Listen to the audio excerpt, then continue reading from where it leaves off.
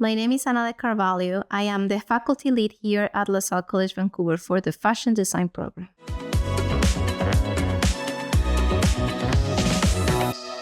To answer the question of what sustainable fashion is, we have to first acknowledge that this is an imperfect system. There's also other gaps in there, like the production of waste during cutting or creation of clothing, and then post-production waste, then also post-consumer waste, which is when the garments arrive at the end of life and we need to discard them.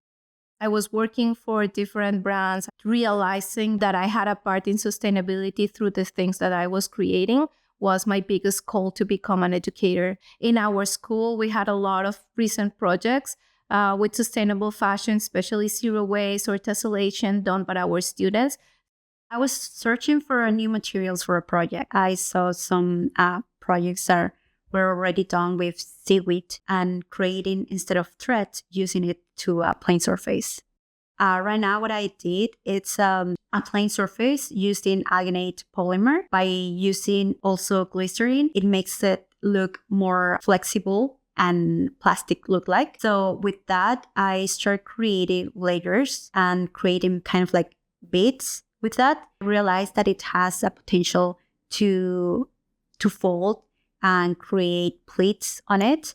So I start cutting different shapes. So it's possible to pin on that and also thread. There still needs more experimentation on that. There are many possibilities to doing with seaweed. And I would like to show people that it's possible to use natural materials that can also become something beautiful.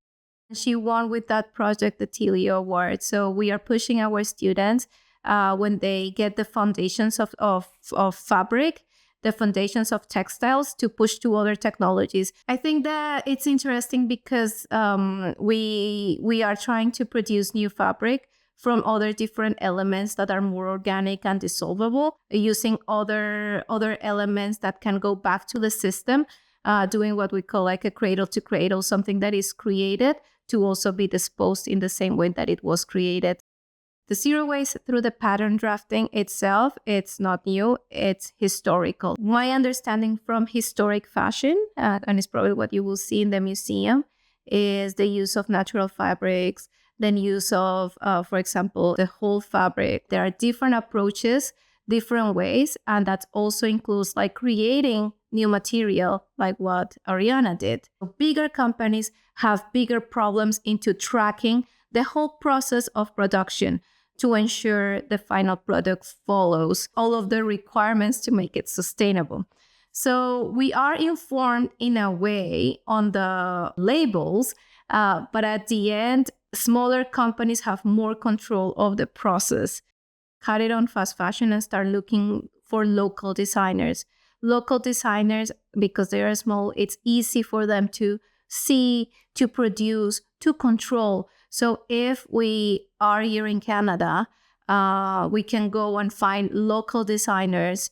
Some of them produce locally, but they have more control of the whole infrastructure. So I will say instead of go bigger and cheaper, I will say go smaller and invest a little bit more, because you are investing on the time, on the quality of the garment. I think we all need to be part of the sustainable conversation in fashion, because fashion or clothing, it's part of our lives. Right now, Vancouver, I think is very open to fashion, is changing, is rapidly moving. The community that embraces sustainability is very big, and I feel that the community is growing into taking care of buying secondhand, thinking about the way they produce. So I feel that we are in the path of growing, and Vancouver is a city that it's also very ecological, or try to find its ways into sustainability. I think we're in the path of getting stronger. We just need to be able to connect the industry with the students and with education to make us stronger.